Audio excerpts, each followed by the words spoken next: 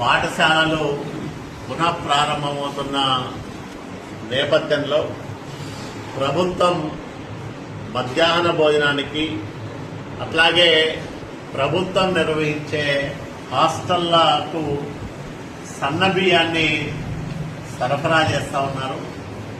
రాయదుర్గం నియోజకవర్గంలో దాదాపు 281 పాఠశాలలకు హాస్టళ్లకు కలిపి 100 మెట్రిక్ టన్నుల బియ్యము అవసరమైతే ఇప్పటికే సగానికి పైగా సరఫరా చేశారు.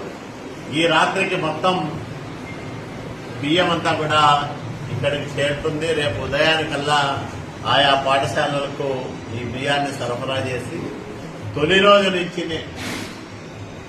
ఈ సన్న బియ్యాన్ని చిన్నారుల